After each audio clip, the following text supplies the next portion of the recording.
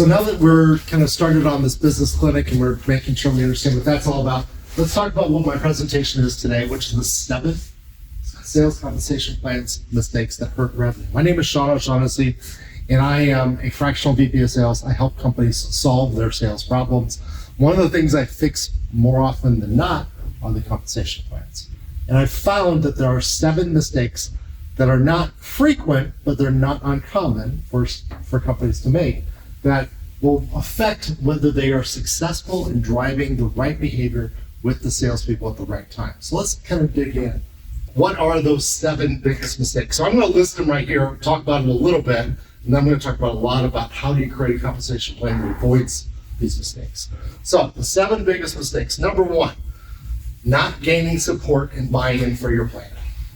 So I don't know how many salespeople you have in your company, doesn't really matter. Some percentage of those people need to be talked to prior to that compensation plan being put in place. So you need to float the idea by several of them, right? And it should probably be your best performers, maybe your worst performers, right? Maybe the people that are struggling the most. And definitely the person that is kind of the leader of the group, the leader of the team, right? So we all know who that kind of person is in your organization. But that is enough. I don't want to say it's not the worst mistake, because the worst mistake is actually number 7. But that is a big, big mistake that people make. That they create something, they spend a lot of time trying to figure it out, and then they have it floated by the team, and they find out that, wait a second, everybody hates this. It's not working for them, especially if you've done a lot of changes from one year to the next year. So that's the number 1 mistake. Number 2, you emphasize activities that lead to bad behavior. Now, people say, what would I emphasize that leads to bad behavior? So a lot of times we'll create a compensation plan that doesn't just have something to do with revenue. Sometimes you'll put in the compensation plan another metric. And the one that people like to pick on, that I'm going to tell you right now is going to drive down your revenue dramatically, is I'm going to pay them if they hit so many so many phone calls per day, per week, per month, right? So I'm going to tell you right now that will drive down revenue faster than anything else you do. Let me give you an example. So, show of hands. In the last whatever months you want, because we're going to kind of walk through the number of months, how many times have you bought something of significance? That wasn't a donation, that wasn't I'm buying popcorn for the Boy Scouts, that kind of thing, but you bought something of significance, so you had to think about it twice before you spent that much money. Maybe you had to talk to your spouse or whatever, but of significance. How many times have you bought something because somebody called you on the phone? You answered the phone, you didn't know who that person was, you had a conversation with that person, and then you decided to buy it, right? It could be for business or it could be for personal, I don't really care. So if you've done it in the last month, last 2 months, last 6 months, the last 12 months, have you ever done it? Yeah. Phone calls, cold calls to try to get an appointment, to try to make something happen for your company, just don't work. You are living examples of that it doesn't work. And Chris back there was shaking his head no as well. Making cold calls simply doesn't work. Now, I'm old. I already established that earlier before the presentation started. I have gray hair. It used to work. And old guys like me would put that into the comp plan because it used to work when we were young. And the reason it used to work when we were young is because we didn't have cell phones. We didn't have smartphones. We didn't have the ability to know what the caller ID was. The phone rang, and I picked it up because the phone rang. I had no idea who was on the other end of that phone call, right? You've seen that phone, maybe in a museum, but you've seen that phone, right? It rang. Typically have those things that spin around, right? The spinning dot, right? It rang. Therefore, I had to pick it up. Because if I didn't pick it up, nobody knew what was going on, right? And it would ring and ring and ring because we didn't have answer machines back then too. So that's when everybody thought cold calls will work, because it worked then, because everybody picked up their phone. You didn't not answer the phone. When the phone rang, you picked it up. Cold calls worked back then. They don't work anymore. So if you put a metric in there like make cold calls, you have to do that or I'm not going to pay you, then that's going to hurt behavior, right? Because they're going to make their 100 phone calls per day. And that's 100, that hour and a half, 2 hours of making 100 phone calls per day when nobody answers the phone is going to be time that they're not doing something productive, right? So it actually hurts revenue. So that's just one very egregious example of what I'm talking about. Make sure you're not forcing bad behavior. Your plan is stagnant. In other words, you didn't change your plan every year. Now, why is that important? You might remember that starting in late 2019, all of 2020, all of 2021, we had this thing that kind of was affecting our lives called COVID, right? COVID-19, started late 19, right? That affected business. And if your plan didn't adjust for COVID-19 for the pandemic, then your plan either was over rewarding your salespeople, depending on what you were selling, or under rewarding your salespeople because they could never hit it, right? So your plan needs to change on a regular basis. I can't tell you today, and I don't think anybody can, are we gonna have inflation next year, or are we gonna have a recession, are we gonna have battery inflation? Is it gonna just be fine, right? Nobody really knows and everybody disagrees, right? So every year we need to be looking at the environment that we're in and making sure that our plan is not stagnant, right? So you almost always, especially as a small company, you almost always have to change your plan, almost annually, to some degree. Poor plan communication. Now, number 4 kind of relates to number 1, but this is more about after you deployed your plan. I didn't understand that was how it was supposed to be, right? Or whatever, right? So all of this plan, I don't understand my plan, and I'm afraid to ask my boss what my plan's all about. So I do the wrong things because I just don't know, right? So poor plan communication is a big issue with having a compensation plan that works.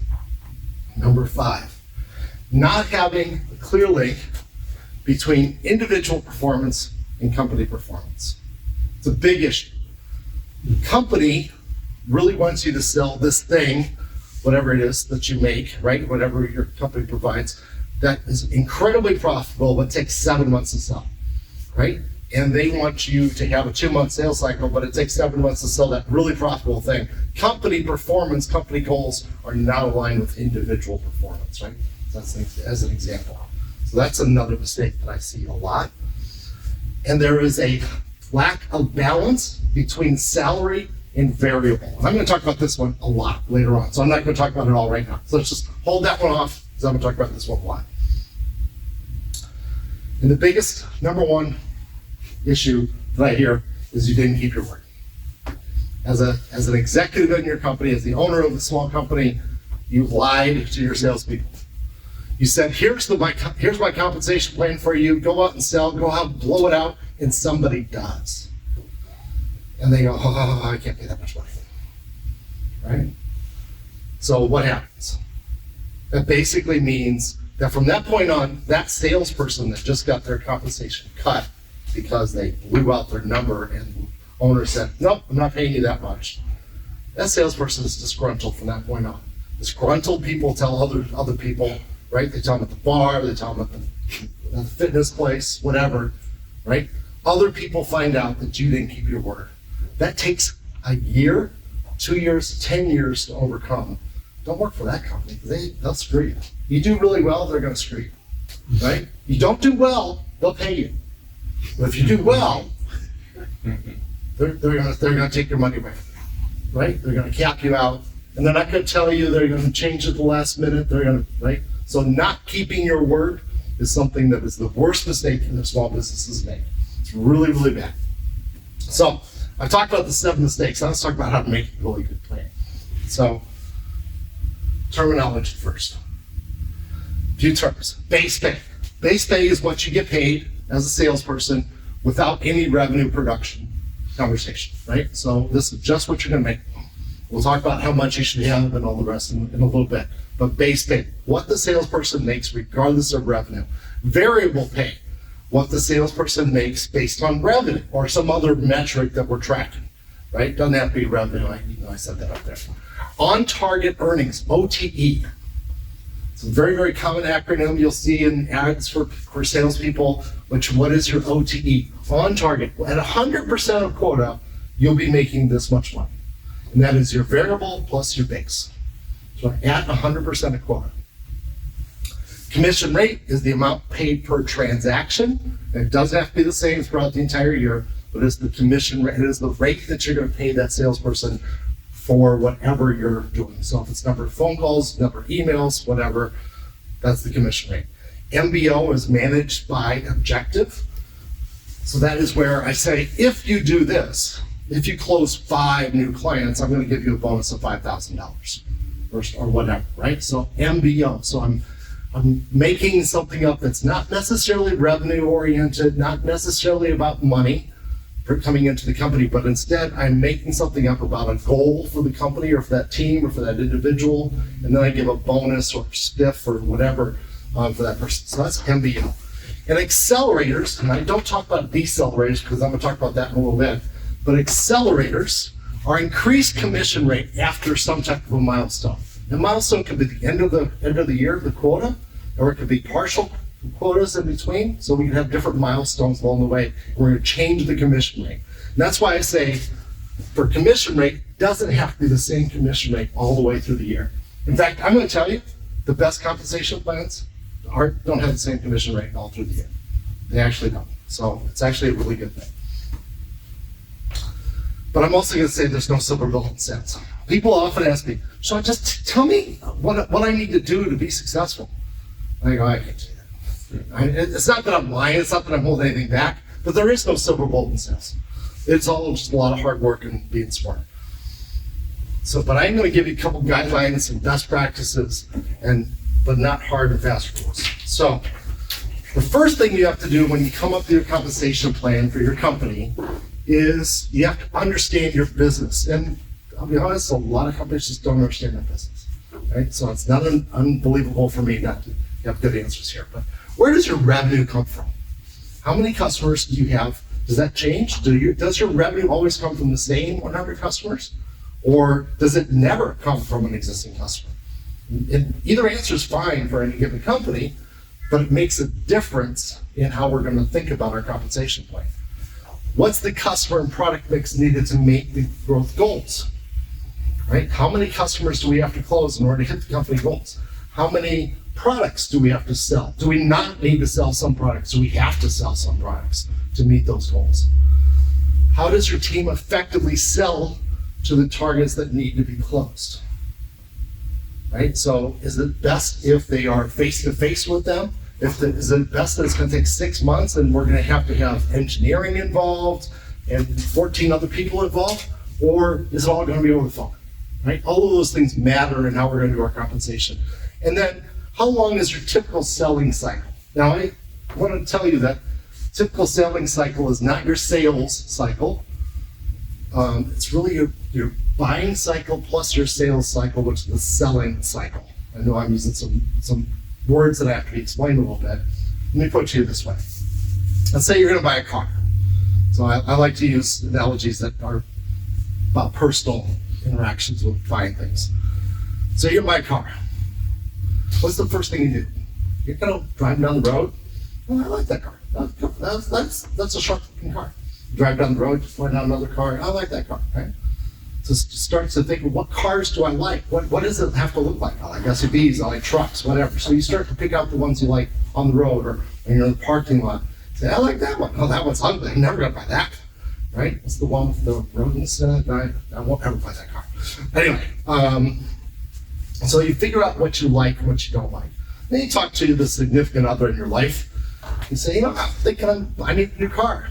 And they go, really? You need a car? Well, yeah, my transmission's getting old and I need new tires and, whatever. And, I'd rather put that into a new car than, do it and then trade in my car and have somebody else get the new tires, right? So yeah, I think I'm thinking about getting a new car. So you talk that over with the people in your family, in your life, and they kind of say, I like this car, I don't like that car. I kind of do that again.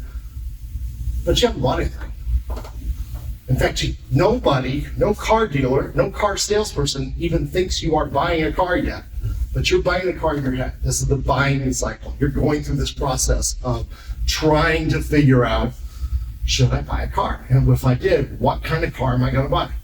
And then you show it at a car lot, and I know from talking to car dealers that it takes about 2 to 3 weeks for a car salesperson to sell a car to an individual. Right? After you start looking, after you start going and driving a car, within 2 or 3 weeks, you're gonna buy a car.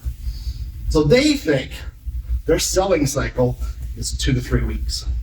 But the customer has been spending 3 months looking at cars, walking around parking lots, talking about it for the last 3 months. So what is your customer buying cycle makes a difference, because we want to influence that buying cycle before they actually come and buy, right? So I want to know, I would want to know that. You also need to know, what do you want to encourage? Biggest things to understand is, what is your best new customer opportunities, or where are your best new customer opportunities? How do we ensure to keep growing your current accounts? Okay, so describe what's your best customer opportunity. Describe how to grow your current accounts if that's a goal. Maybe once again, you might have a situation where you never sell to the same company more than once, or the same person more than once, and that's fine. You need to look at your customer base and figure out what can be counted for residual revenue. So if you've got a customer that's buying again and again and again, they're going to buy every year, well, are you guaranteed that? What's your likelihood of keeping that business going? What's your likelihood of losing that business, right? So that's residual revenue. And how much revenue is going to come from that base of customers, right? Does that make sense? So how much revenue is going to come from that base of customers? From there, you can figure out what your net new needs to be. So I'll make up some numbers. Let's just say that I want to be at $16.4 million next year. And I did the analysis on my current accounts, figured out what people were going to buy. I was going to lose a couple of them are at risk anyway. A couple of them are kind of full. We're probably going to get some renewals from them. So that's $12 million, right? Just rough, look at the pipeline, look at the accounts, that's $12 million. So I know I need $4.4 million of new revenue. So I need a plan that ensures I keep that $12 million, and it ensures that I get the 4.4 of new revenue. And I might want to treat that differently in my compensation plan. So let's talk about pay at risk models, because there's several ways to think about how a compensation plan works. And it's all called pay at risk. When a salesperson is not being paid base rate without, just by showing up for works, then that's not pay at risk. Everything else is pay at risk. So most companies think of a fixed commission rate. In other words, I pay a set percentage or set dollar amount per unit sold. That's what most companies will start with. So we pay 4% on revenue. Done. We don't think about it anymore, right? You're going to argue a little bit that that's actually going to hurt you a little bit, but that's what you do. We pay 4% flat fee from day one, from January 1st to December 31st, 4% no matter what you sold, no matter where you are compared to your quota, no matter what your territory is. MBOs. I pay for every deal that comes in. I pay $1,000 for every deal that comes in. Regardless of how big that deal is, I pay per thing, right? So that's an MBO, or maybe if you do it by fives or whatever. So that's what an MBO plan looks like. A rank plan, these are kind of scary for the salesperson, but they can be very lucrative for the salesperson. And that is, I'm going to pay my top rep 8%. I'm going to pay the second best rep 6%. You want to be top rep? You want to get 8%? Be the top rep. Somewhere, right? I'm going to pay my top rep 8%. I'm going to pay my second place rep 6%, then 4%, then 2%, then 1%, then half. That's 7 reps, or however many that was that worked out. I've seen this plan before. You want to get paid more? Somewhere, right? So I've seen that plan before. Now, what's some bad things about that plan, right? You can be really disgruntled because you might think, well, top rep has the best accounts. He's got the best territory. That's why he's the top rep. I'll never be able to beat him, so I'm always going to be relying on only making 6%. No, okay, that's a problem. However, if everybody's got equal shot at everything, that's really a great plan if you want to be fantastic, right? So it's a great plan for that kind of situation. So I'm not saying it's great, I'm not saying it's bad, it's there. And then percent to goal, and that is I pay a percentage of a target incentive for each percentage quota attainment. This is the variable rate that changes throughout the year. So the first 25%, I'm going to pay 2%. The second 25% of quota, I'm going to pay 4%. The third 25% of quota, I'm going to pay 6%. And the last 25% of quota, I'm going to pay 8%. Everything over that, I'm going to pay 10%. Okay, that is a percent to goal, right?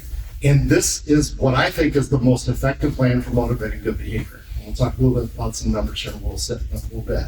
But this is a great plan. It's a plan that I encourage most companies to go to, is that percent to goal, right? So it changes, the more I sell, the more I make. The great thing about this is it offsets base pay. So that you're already paying base pay, you're gonna pay them whatever. Let's just use good numbers, 100K, easy numbers, right? So you know you're gonna pay that person 100K, they're gonna sell $1 million. So 10% of your cost is lost, right? Because you're gonna pay that to them on base pay. And you're gonna do a 50-50 plan just to make it easy. So that means you got 100K to play with. Well, the reality is that first 100K, that base pay, I gotta recoup that cost somewhere. And if he's gonna stick around for a year, but he's only gonna make 25% of quota, well, that hurts because I'm 250K, $1 million quota, 250K, I'm paying him 100K base, I'm probably not profitable. The sales guy is probably not profitable, right? So the idea is let's pay him less on that first little bit because I don't want to pay that, okay? So, which drives to setting the quota. And setting the quota is tough. This is one of the hardest things about compensation plans, is how do you set the quota? Quotas are targets you expect your sales reps and your sales management to achieve. They need to be fair, realistic, and attainable. And they should be attainable so that 60 to 70% of your reps will achieve quota or exceed quota. 60 to 70% is a really good number. Now it still means you have 30% of your sales reps that fail. They didn't make quota. But if you have more than that, then when you have a conversation with a new hire and you tell them, look, you're gonna make $200,000 on target at 100% quota, OTE. Right? Logical question is, okay, how many of your sales reps last year made quota? Oh, 10% of them did. Oh, so it's really not $200,000 on target because I'm not going to make target, right? Because you have quotas that are so high that I'm never going to make my target, my goal. So it has to be realistic, otherwise you'll have a hard time recruiting new salespeople, and salespeople talk to each other because we talk to each other in bars and in the gym and whatever. Don't come work for that company. They have quotas that are really, really high that nobody can hit, right? So you gotta be careful of that. You should set your quotas using these questions. What are the quotas for each component that you sell? A lot of companies sell a product, a service. On top of that product, they have some recurring revenue, maybe that there's some maintenance revenue, some people that show up to do the install, do I make quota on that, right? All of those things happen, right? Maybe they have different rates for every one of those. Well, what are the quotas for each component? So if I sell $1 million worth of chairs, just because I have a chair in front of me, if I sell $1 million of chairs, then I'm probably gonna sell $2 million worth of tables. And I probably am going to sell $250,000 of this rack over here that holds those chairs, right? So along with all these, one thing drives another thing, so what are the components on each one of those? Will the quotas be the same for each person in the same role? You would think that would be fair, but then you got to question, what about that new sales guy that just started, still trying to figure out what his territory is? Does he have the same quota as the guy who's been here for 5 years? Maybe he does, maybe he doesn't. I'm not saying one is right, one is wrong. However, it's an issue that you have to deal with. You have to give them a different quota because they are in a slightly different role because they've only been there for a little short time. Will quotas be different for the same role due to territory or account differences? Remember that story I said earlier? Number one rep, he has the best territory, his best accounts. So everybody else is frustrated. Well, do you give him a higher quota? And then what he says is, why am I being penalized because I have great accounts? I'm working my butt off. Why am I being penalized? Right? Because you're not paying me at the same rate per deal that you're paying somebody else. All these things matter. And don't ever think that your salespeople aren't communicating to each other what their rates are, because it always happens. And then finally, what process should we do in setting quotas? Top down, bottom up, or a combination? Let me explain that terminology. Top down. I'm going to use easy numbers just so I don't screw it up in my head. $16 million is the company goal. I have 8 salespeople. $2 million per rep. Done. Right? It's easy. Right? Top down. Right? Bottom up is you can do 2.4, and you can do 2.6, and you can do 4.3. Add them all up, and now I have a number, and I forgot what that number was going to be, so it's something like 9.3 I think in my head, so something like that. Okay, so 9.3, so I add them all up, and that's what my company is going to do. Now there's good and bad for all of that. So top down means I don't care anything about what my salespeople think. I don't care anything about my salespeople's capabilities and what their territory is, what their existing accounts and their new accounts and how long they've been in the industry, blah, blah, blah. That's the top down effect problem. Bottom up problem is I care too much about those individuals, and I'm not saying I need you to perform at this level, okay? So it's usually some type of combination. I have to get to 16. I added up what I thought everybody could do, and I got to 12 and a half. But I got to get to 16 because that's what my banker needs. That's how I need to keep the lights on, the manufacturing facility, whatever. Okay, guys, we're going to have to step it up. So everybody's going to get a 20% increase in quota, so we get to that 16, right? So it's usually a combination of, but that's an important part of that process of how to figure out what your quota is going to be. So setting quota is important. Setting quota at the right price is the right thing. If you set the quota too low, reps get lazy. Let's just be perfectly blunt about that. Sales reps can be really lazy. And we've all heard of this issue. We've heard of this issue. You ever heard of a salesperson say, yeah, I'm at 100% of quota. I can go golf. Yeah, sure, let's go golf. Right? I made my number. I'm good. Right? You know you're not going to be fired. You did everything the company asked you to do. Oh, sure, let's go play golf. Right? Let's go. Right? Let's go watch that new movie, middle of the day. Don't worry about it. I'll watch the kids. You go, just do whatever you have to do. While you go shopping, I'll watch the kids. Right? That's a quota that's too low if it's always happening, especially if it happens too early in the year. That's a quota that's bad. If you set it unrealistically high, they get discouraged and they give up. I can't hit my number. I'm a failure from the very beginning. I'm going to go somewhere else where I'm not a failure. Right? So those both are problems. You got to avoid both of them. And your company is different from every other company, so we got to figure that out. So you want to use historical data on how to attain your goals. You want to motivate your sales reps beyond quota through incentives. And when the rep is going to weigh the cost of doing the work versus the benefit of getting the revenue, right? So even that salesperson that is 100% of quota, what if he was actually said, well, now you can make more money because you're 100% quota, right? So you can create an incentive for them to move ahead and move farther ahead. Can I ask you a quick question? Absolutely. For quotas, are you talking yearly quotas, monthly quotas? Good question. Doesn't matter. Doesn't matter. Okay. But yeah, so you could have, I've heard of daily quotas, that's really tough. Right. Monthly quotas, quarterly quotas, or semi-annual quotas, still kind of popular, especially if the environment's changing a lot. Semi-annual is still very popular. But a lot of people like annual quotas. Are monthly quotas popular and like changing, variable each month? Not so much, right? And the reason why, so in some industries, yes. So Yeah. I got to be really careful how I answer that question, right? In some industries, it's got to be that way because everything changes all the time, and the rates and the profitability is changing all the time. And maybe you're growing tremendously fast. You got an incredibly hot product. You just can't deal with it. It's going so fast. So sometimes monthly quotas do that. Usually that's handled at a semi-annual quota kind of type of basis where you're going to get a quota for this half of the year, then the second half of the year. But monthly quotas tend not to be as popular. Salespeople don't like them. because they can't plan. And that's really the issue.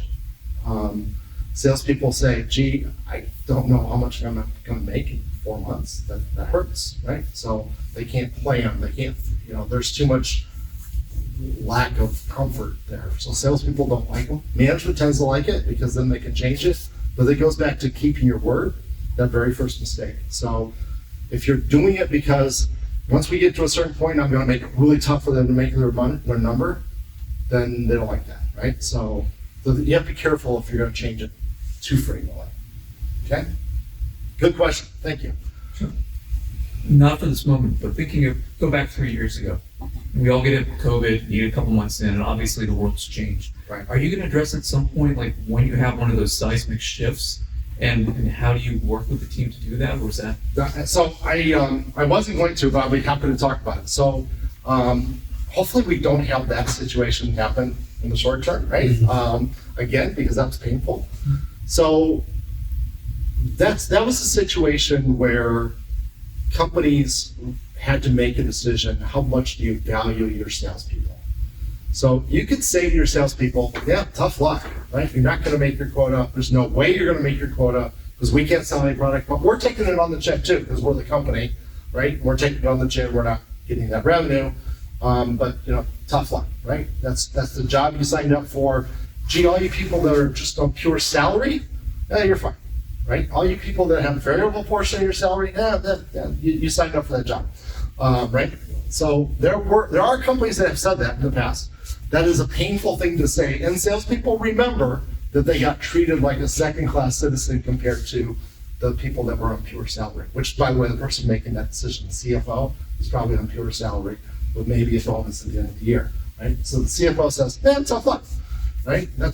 Doesn't feel good to the salesperson. Salesperson remembers that, and that's why you see, to be honest, that's why you see so many salespeople quitting their jobs today. So today the turnover rate for salespeople is incredibly high. It's really hard to keep salespeople happy because a lot of them just got burned for 2 or 3 years. Now everybody wants to hire them, and they're saying, fine, I'll leave, right? Because that company's not any worse than the company that screwed me over for the last 2 years where I take it on the chin.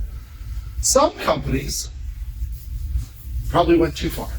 I know of companies, and because we're being recorded, I'm not going to say the name of the company, but I know of companies that said, you get 80% of your quota no matter what you sold.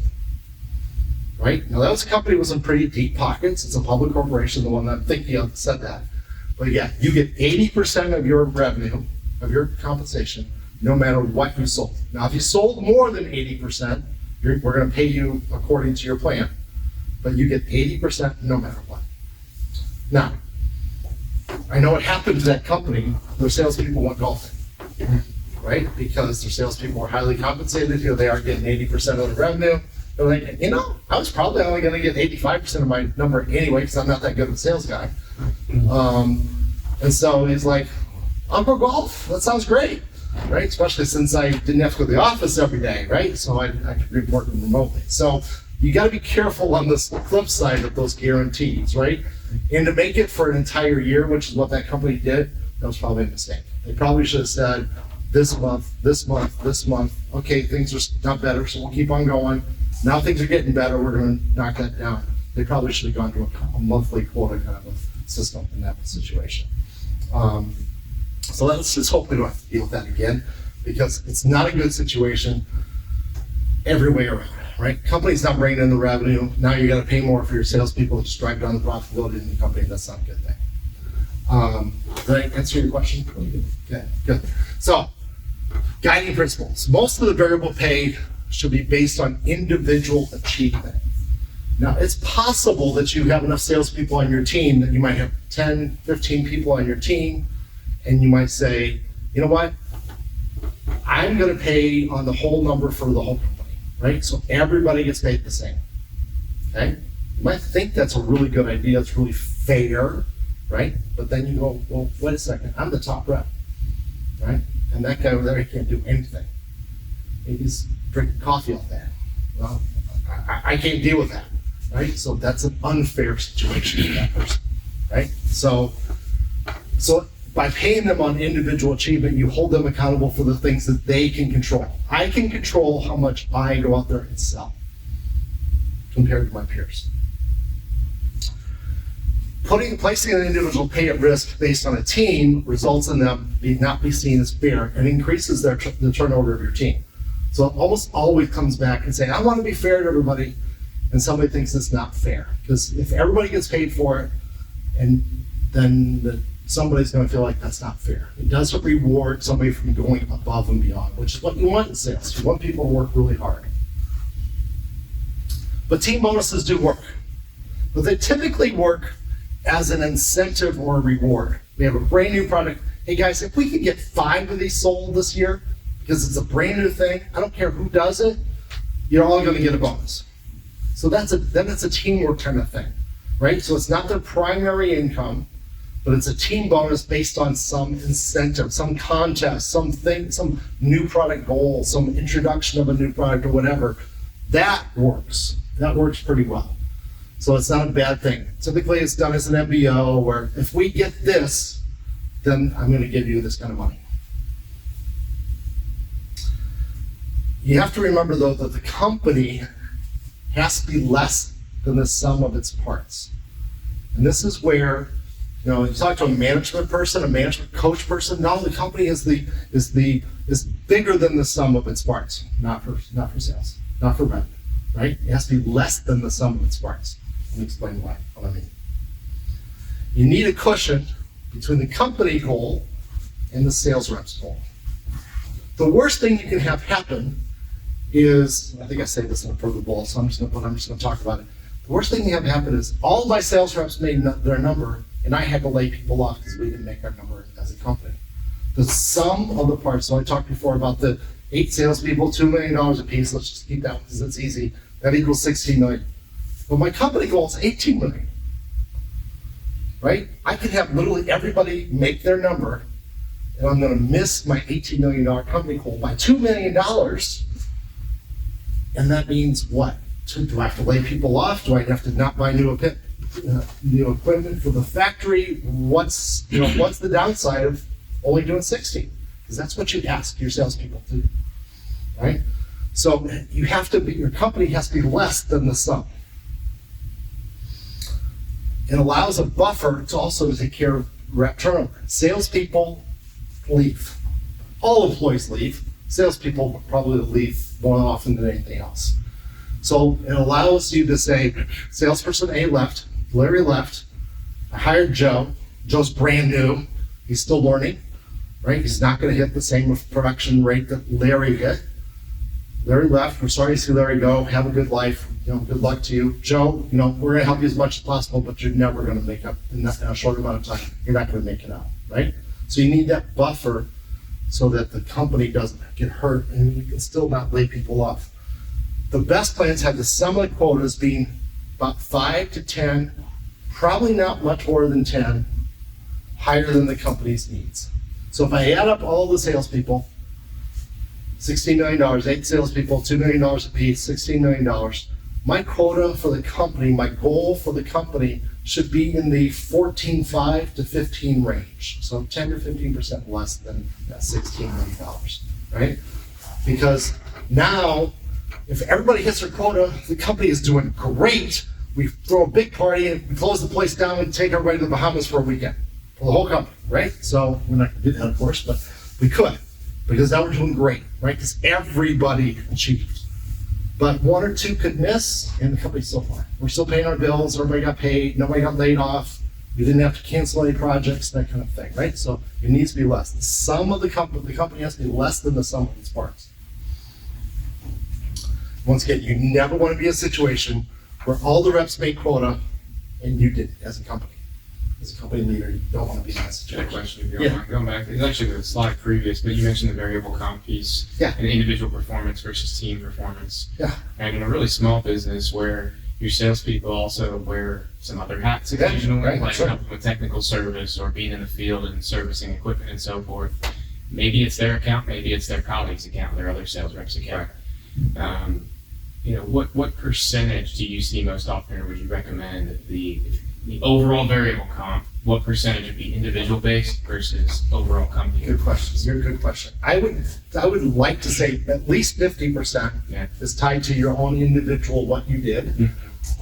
And as much as 80% and that kind of thing. It Mhm. really it kind of depends on Yeah. what is the workload that you have to do for the other people, because I have seen it before where Okay. I'm the only one that can do this demo.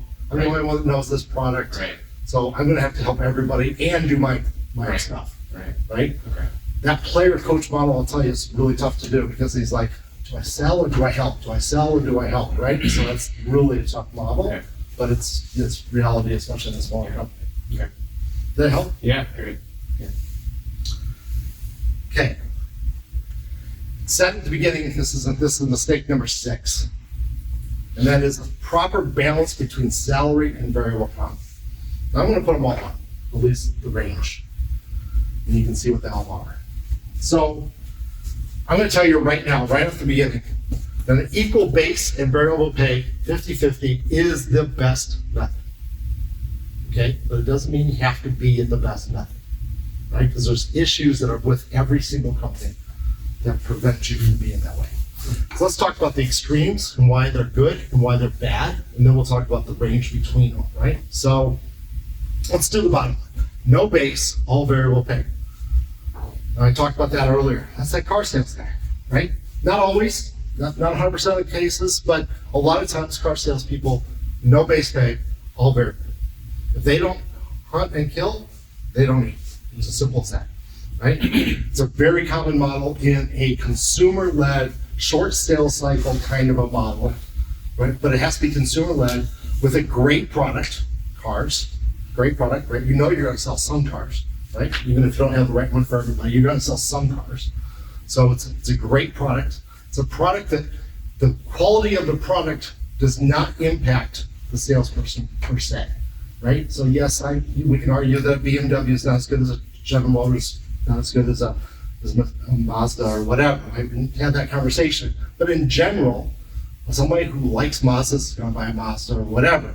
So all no base, all variable pay kind of makes sense in that world because the product quality doesn't really affect the salesperson. Plus the salesperson in the car lot has 16 different things to sell, right? You can sell this car, that car, that car, that color, right? So there's that works in his favor. So that's not a bad thing for them, okay? Now the downside.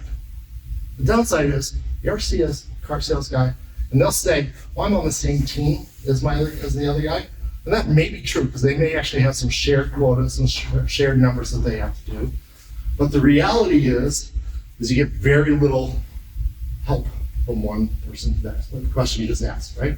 You get very little help from one person to the next if you have all variable pay. Because, he's my competitor. It's as simple as that, right? And yeah, like him, we'll go to have beers together, but when we're out on the car floor, he's my competitor, right? And if I don't have a rule, then it's his turn to get the new client that walks in the lot, and then it's his turn, and then it's his turn, and then it's my turn. If I don't have that rule, I'm gonna hit everybody as soon as they walk through the door, right? So there's not a lot of camaraderie, there's not a lot of help, not a lot of teamwork at that level. And that may be okay, but that's unique to that situation. Let's go to the other one. All base, no variable. This is also really good for some sales situations. It's really good if you have a product that nobody knows about. It's not tried and true. It's a brand new product. Startups, all those really cool startups, those internet startups that you hear about every once in a while, a lot of times their salespeople are all base and no variable pay because the product is so new that they're going to talk to 40 people before one of them buys, before one of them even has something to talk about. And then we don't even know if it's going to work, right? Because the product is so new. So when you first start up in a startup, a lot of times you're all base, no variable pay. So that's a good thing, right? Now what's the bad thing? As that product starts to get a reputation, as we start to figure out who to sell it to, that we sell it to insurance companies and don't sell it to retailers, we sell it to automotive companies but don't sell it to house builders. So we figure out who we should sell it to and what it does and what it doesn't do. Well, now we don't quite need that all base, no variable, because now it's up to the individual salesperson. How smart are you and how good are you at doing it, right? because we know we're gonna bring in revenue. So, but that's the extremes. So the extremes can be good. Now let's talk about when this becomes 75 or 25, right? Very rare that that's what you want to do. Those middle ones, so 2 and 4 here, are probably not adequate, because then you have the argument, well, why isn't it 50-50? Because 50-50 is the most fair. You are sharing the risk with the salesperson. You're giving them a base pay. The company is sharing that risk with the salesperson. Why should it be something else? There has to be a reason. You have to say, well, I'm kind of like this, right? I never want my salespeople working together. Okay, then maybe you can go down this way. Or I really don't know if my product always works in every situation, blah, blah, blah. Okay, so now we're kind of going up this way. So you can evolve to the 75 and the 25, but it's an evolution from the outside, it's not an evolution from the inside. If the 50-50 is the best, then don't try to go up or down a little bit. Figure out, why am I closer to the edges, and then come in until it doesn't matter anymore, if that makes sense. And then I'll have a conversation with somebody that'll say, yeah, but I like 60-40, and I don't care which way you go. I like 60-40. And I'm like, why? It's not that big of a difference. You can't justify the difference because you're not getting closer to the edges. So you're not really rewarding the right things no matter what you do if you're doing 60-40. So just be 50-50. Because 50-50 means, Mr. Sales Guy, I am sharing the load with you. That's what it says. That's what it means. Now, this one is more of a CFO conversation. This one is, how often should you pay commission? And I bring this up though because it is a sales management issue, or becomes a sales management issue. So typically people get paid every 2 weeks or every 4 weeks, right? And once a month, every 4 weeks or every 2 weeks, half on the half month, whatever, right? So those are the typical pay cycles that most people see. Salespeople typically don't get commission on anything shorter than a month. That's primarily because the CFO can't get his act together and put together the numbers to say, yes, this is what we did. So you can do it by the month, or maybe you do it by the quarter. But here's the problem. I want the same amount of revenue, as much as I can, every month. CFOs love that. So I have this conversation with CFOs all the time, because they're telling me, I want to save money by doing it every quarter. It's going to be less work. I only have to do compensations once. That person that does that, I only have to have them do it once per quarter as opposed to once a month, because it is a chore to do. So here's the problem though. It's October. So I don't take this back a couple months because I know it's December right now. It's October. And you need to get a quota. You need to get a big quota. And it's the weekend. And the spouse wants to take the kids to some special event in October, right? Want to go to the football game, whatever, right? Look at your spouse and say, I really need to get this quota. I have to spend Saturday getting this quota. Can you back me up? Can you take care of the kids? I got to get this quota. Now the spouse is going to say, if you pay quarterly, you're going to say, why? What difference does it make for closing that deal if I get that quote done on Saturday or if I get that quote done on Wednesday, the following Wednesday? Makes almost no difference in closing that deal. Customers don't care that much, usually, right? It's 2 or 3 days later, right? What difference does it make? You're right, it doesn't make any difference. Let's take kids, let's have fun. I'll do it on Wednesday. What does that mean? That means that October deal becomes a November deal. That October deal becomes a December deal. Now December, it matters because I'm getting paid in January. So I gotta get it done I gotta get this deal done by December. I say this all the time. Salespeople cannot make a deal go faster. They definitely can't make a deal happen that the customer doesn't want to buy. If the customer doesn't want to buy it, the customer's not gonna buy. They probably can't make the deal go too much faster because the customer is on their agenda. They have their own financial issues that they have to deal with. They have their own cash flow issues they have to deal with. So you probably can't make a deal go faster, but you can always slow a deal down. And you slow a deal down by, well, I'm not going to get that quote done by the end of the day, Saturday. I'll get it done on Wednesday. Well, I just delayed it by 3 days, right? It's easy to slow a deal down. Now, you're not intentionally slowing the deal down, but there's no financial incentive for getting it done because If I get it closed in October, if I'm paid monthly, then I get my check in November, which means I buy Christmas presents, or maybe it's December, depending on how the deal's closed, whatever, right? But I buy Christmas presents. So dear, can you take care of the kids so I get this deal done, because it's a big deal, because we want that commission check so I can have a great Christmas, right? October, I don't care, because it's gonna get January away, and I don't really care. So I can do, so either one. So you will have, for people that get paid quarterly, I've seen it over and over and over again. If you're paid quarterly, your first month of that quarter, the revenue is the lowest of the quarter, easily. And it's significantly lower than the month before and the month before after. So in October, it's lower than November, it's lower than September, always, because nobody cares. It's not an issue. So I encourage, if your financial system can handle it, if your cash flow system can handle it, that you pay monthly. It just makes life a lot easier and you'll get more stuff done. Caps. This is where I have now gone way over quota, right? I'm at 180% of quota. I am walking on water. I can't do anything wrong. Every time I say hello to a customer, they just give me money, right? But then I get told by my boss, because it's in my comp plan, I'm not paying you after 150%, right? Zero. Or I get paid at a flat rate at 100. It doesn't keep on going up. Your compensation behavior is not driving the behavior you want, which is sell more now, right? You need to get deals in.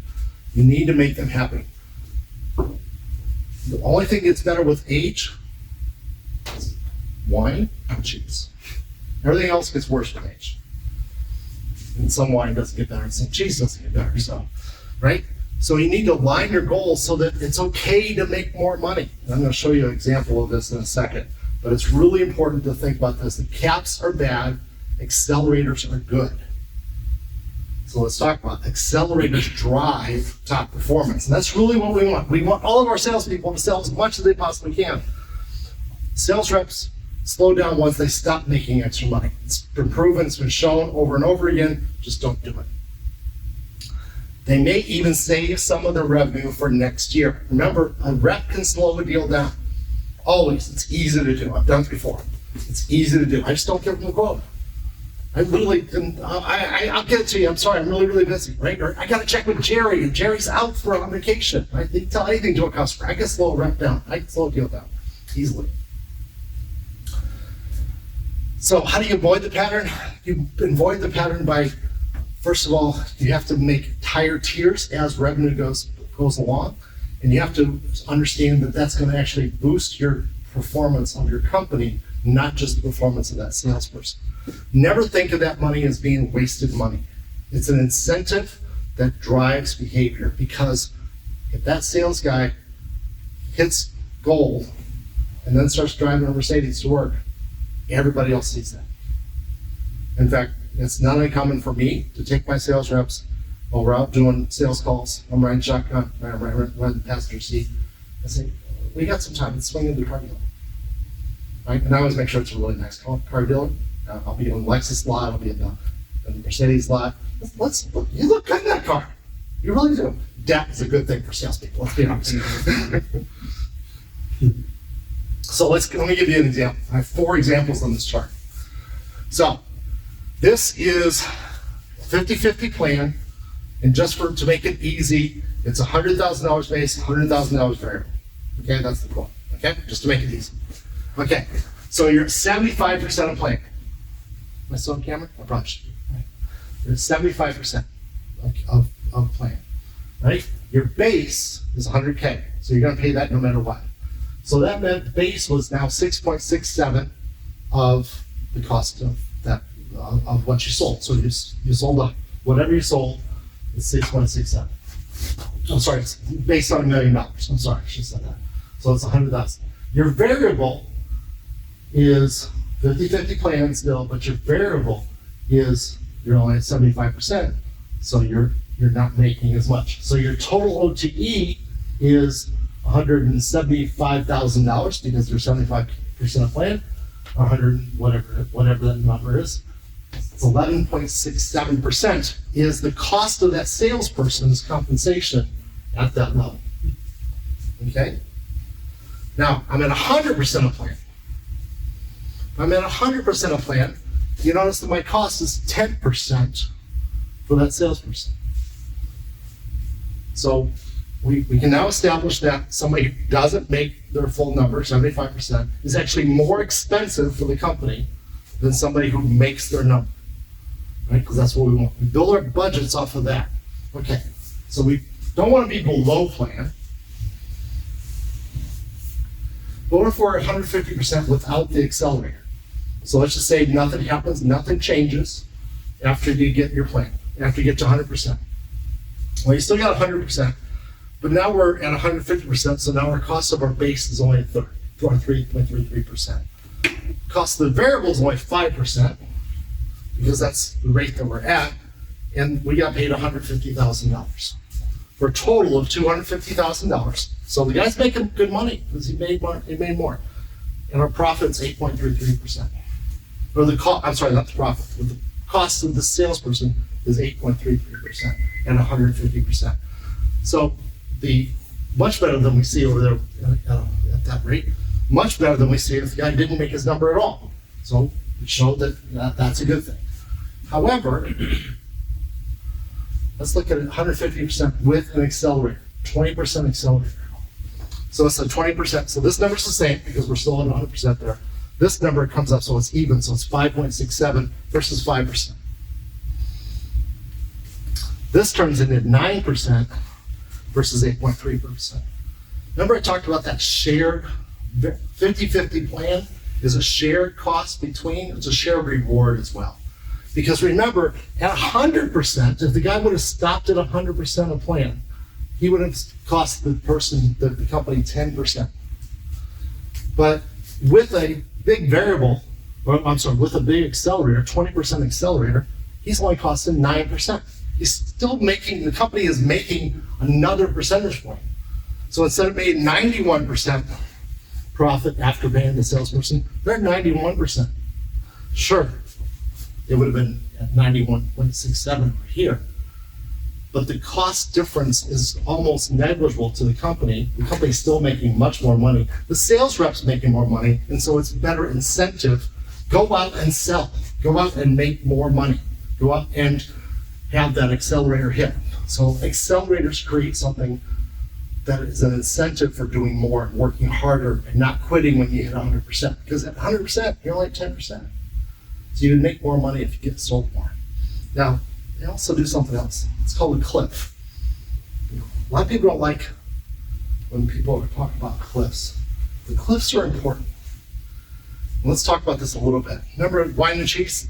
The same thing, right? So from the previous slide, the cliff went from 5% to 7%. That's a 40% cliff at the end of the year. Now, cliff is, can I bring that deal in January, or do I bring that deal in December? Right? What's my incentive for getting that deal done now? I can't necessarily bring it in, but I can delay it. And I'm going to have a quota next year. I'm going to have revenue next year if I'm a salesperson. Right? So a deal on 12/15 is 40% better for the salesperson than a deal on January 15th. That's a cliff. You want the salesperson to feel like they're going to fall off a cliff if they don't get that deal done. They will work till midnight to get that quota done for 40% more revenue. They will work extra hard to get it done. That still doesn't mean it's going to happen, but they're going to try. They aren't going to be the reason for the compensation. The compensation plan is not going to be the reason that they aren't going to try as hard as they possibly can. And that's where it's important. So awards and contests, let's kind of wrap it up with this. So there's lots of awards that you can do. Things called the President's Club, where everybody makes their numbers, goes to a trip or gets a bonus or whatever. Those are great. Sales contests or spiffs, I talked about how they aren't good for teams, but they are good for individuals. But they're also really good for brand new product we're trying to bring out, something we're trying to talk about, something that we want everybody to get up to speed on, a test that we all have to take to get certified. All that stuff counts good for sales contests and stuff. So that's all in line. And it doesn't have to be huge. In fact, the award often is more important than the money that you get. So it's okay to do a public award. This person just passed the certification test. Thinking of you in your example, just passed that certification test. I can now do that demo, or I can now do that install, or whatever. Well, let's stand him up. Everybody give him a little bit of accolades, and here's a small gift card, right? Just some restaurant or whatever. Right? Those things help. They actually are very, very motivating. So you should have those built in your comp plan. Now, a little bit about me. I'm a fractional VP of sales. I go into companies trying to help them solve their sales problems, right? So they say, companies come to me and say, I'm not doing as good as I want to be doing, and I would like to do better. So they come to me and say, Sean, help me out. So I've traveled the world. I've been in sales for 38 years. I still have, we're talking about going to Ireland next year. It's not going to cost me a penny. I mean, I literally have that much stuff saved up. So I've traveled the world. I have so many hotel points, and I just said, I'm done. COVID helped that problem. I started to realize that, it's kind of nice being in Cincinnati. Being in a hotel in Alabama, it sounds fun. Visiting Tucson, it sounds fun. After you've done it once or twice, it just sounds fun, right? So I got tired of it, and then I found out that there was this whole group of companies out there that couldn't afford me because of my 37 years and all my gray hair and experience that I've had. They can't afford me full time, and that's fine, but they can afford me for half a day a week or a day a week or whatever, and I give them advice and I help them out. Some of my successes, and this line's a little bit old, I increased one company 50% year over year in the revenue, and it wasn't a little bit, it was 33 million to 53 million. So it was a significant increase. And all I did was say, guys, you're doing some things wrong, right? Let's work on this a little bit better. I also increased the valuation of one corporation that I worked with by 50%. So they got valued at a certain point. They had me come on board, and I helped them out. And 8 months later, they got an offer from another company, 50% higher than the previous one that they turned down, and they took that later offer. So I guess I like those 50% numbers. But I help people become more successful, more profitable, and have sales be more effective for them. So we are doing this at the Loveland Library. We were supposed to do this at the Sims Public Library, which is just on the street. It's only 10 minutes away because I went there first because I forgot to look at the address I was going to. So we started out, and this was you, right, Chris? I did the first one, right? Yeah, so Chris did the first one, tools to enhance your business outreach. If you want to know more about that, Chris will be happy to talk to you about that. I'm on the second one, 7 compensation mistakes. In January, we're going to do the top 5 things every non-designer should know about effective communications. And I have no idea what that's about, so I'm going to come here and learn. Also in January, we're going to do creating a best place to work habit. And then, are you doing the last one as well? I'm tag teaming. Yep. Tag team? Okay. And using experiential marketing to set your business apart. Once again, I don't know anything about those last 3, so I have to come and learn just like you do. So please come back and see that. And please come, especially if you sign up, because 3 to 15 is kind of an embarrassing ratio. So thank you very much. There is a survey. Is there any special delivery of that? Just that's the survey? That's the survey. If you sign up through Eventbrite, we'll send you an email tomorrow with the link. But we're not selling anything. This is really just, Sean spoke at the beginning. It was a bunch of business friends who got together, and we wanted to do something to pay back to the community. So the idea is, well, let's draw from our knowledge and share. So that's really the whole genesis of this, and that's what we're continuing to do. So this helps us know if we're hitting the mark, or if there's other things you'd like us to do. It takes all of 2 minutes to complete, and putting your name and address is completely optional. It just helps us get smarter. Okay. Thank you. So thanks for coming. I appreciate it. Thanks for the questions. You all ask good questions. I'm here I'll stay till 5 or until you leave. That's not a big crowd. So, and Chris, you gonna stick around? I will, but I have some question actually. Yeah. So, Sean, you were talking about the cliff, right? Yeah. And I've been on the receiving end of that, where your salesperson's going to come along and you've got a deal, and you're best to wait. And those when you get the best deals, and that they're You mean you gotta wait till the end of the year and end of the quarter? or end of the quarter or something. right. There's a new there's an end of quarter every quarter. There's an end of year every year. Right. Hey. What gets interesting though is my vendors would come and they'll sweeten the pot.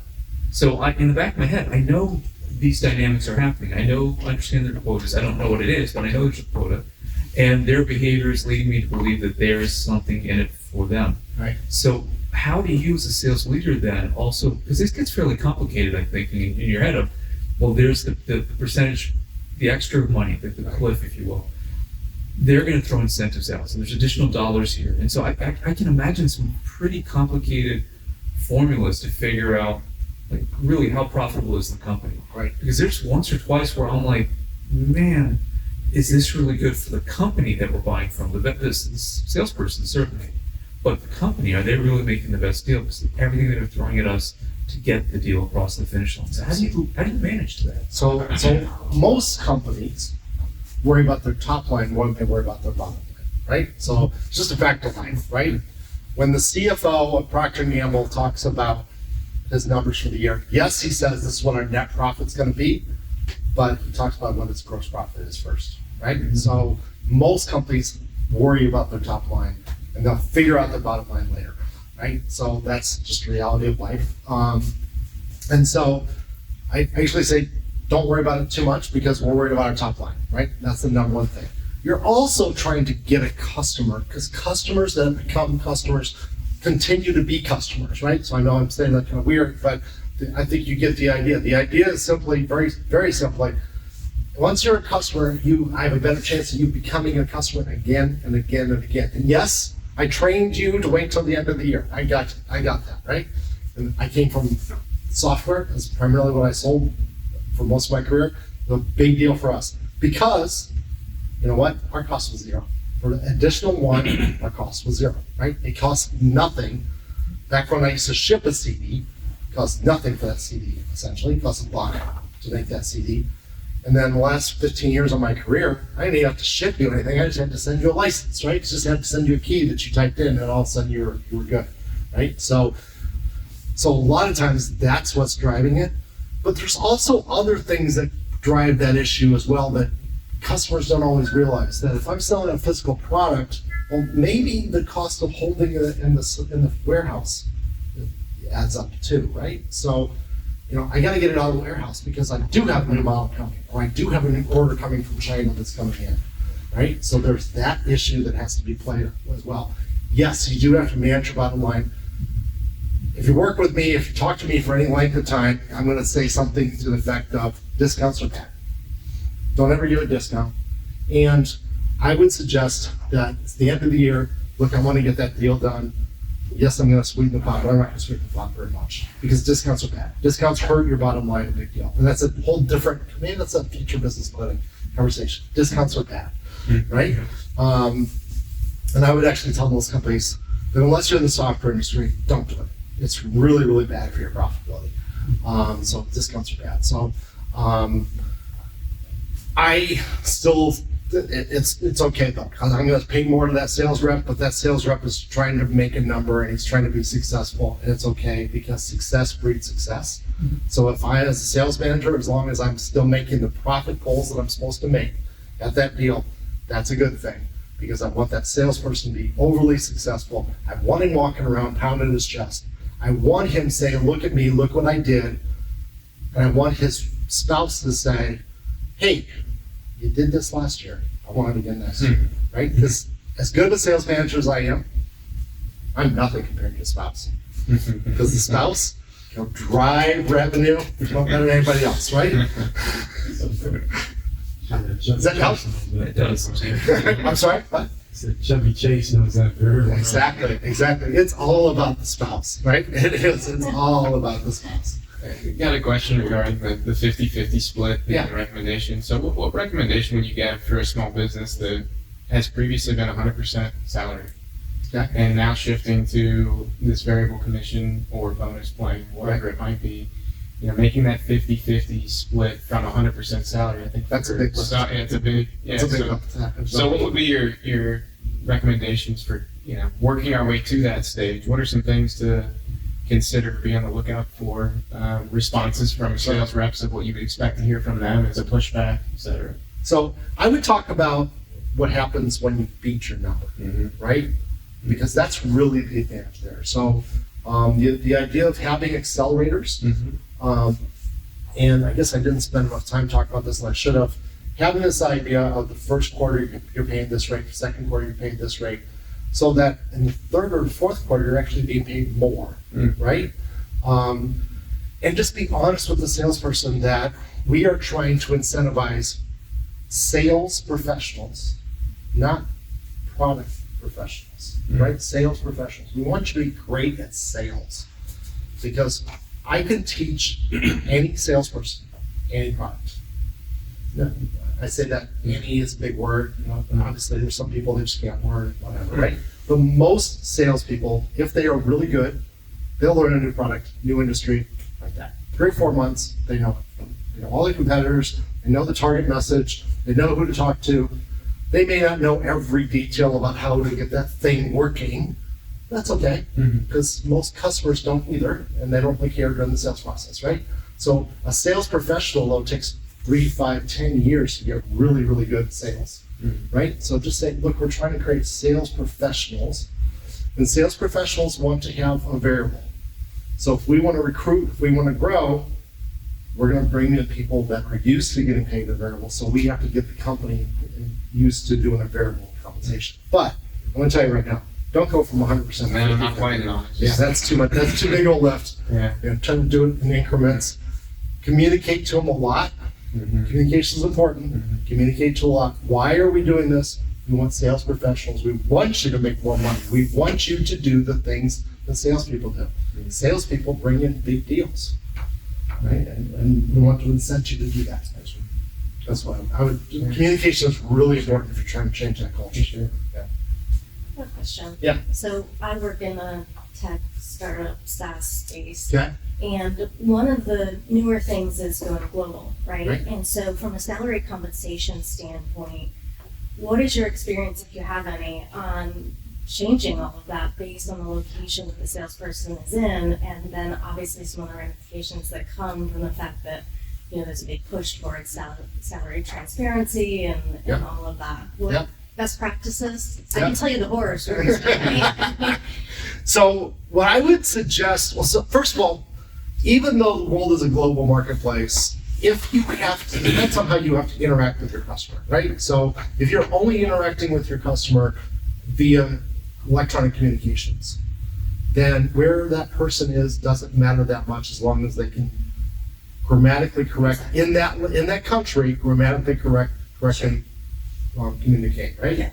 However, if you have to interact verbally, then it becomes a big issue. And I would actually suggest that you can't have somebody in Ghana communicating to somebody in Cincinnati, Ohio. It's really tough. Actually, we hired in a lot of countries in Africa. There you go. Yeah. There you go. But there's enough dialect problems. There's enough speech problems. So if they're selling, it becomes really, really difficult. Now, that doesn't mean you can't do it effectively. However, I will tell you that you'll lose to somebody who does do it effectively, right? So if they can have people in different regions calling on those regions, then you're going to be more successful than the company that's trying to sell from across the world. Just fact of life, right? So people ask me, this little side story, people ask me a lot of times, are salespeople going to go away? And I go, no, salespeople can't go away. It's not possible for salespeople to go away. The internet is not going to replace salespeople because only number one, the company that has the biggest market share can pull it off. If I'm winning all of my deals by being on the internet, just offering my products without having a personal communication with somebody, a personal outreach, then that's great. But if I'm losing a deal and I didn't call that customer and say, hey, Joe, you know, how do I get this deal done? Why are you leaning the other way? If I didn't do that and I lost the deal, then shame on me, right? So number 2, number 3, number 4 in the marketplace, they're going to employ salespeople. And then they're going to become number 1. Now number 1's going to match that as well because he's no longer number 1. So it's everything that you have to do to get the order is what salespeople need to think about. Whatever I have to do to get the order legally, whatever I have to do to get the order, that's what's important. So having conversations with people is incredibly important eventually. If you're number 1, then maybe you don't have to do it, but the number 5 guy does. The guy that's in 5th place in the marketplace has to. And so you'll lose the orders because that little extra, if everything else is equal, that little extra is enough for people to buy. And so they'll start winning more orders and that will hurt. So regarding compensation across in that area, yeah, there's not a lot you can do about it because it's cheaper to live in India, it's cheaper to live in Poland, it's cheaper to live in, well, it's not cheaper to live right now in Ukraine. As far as Ukraine, I had a bunch of developer friends that used to be in Ukraine. They're not fighting a war, and I feel sorry for them. All of them are still alive. Everybody I know is still alive, but I don't know for sure.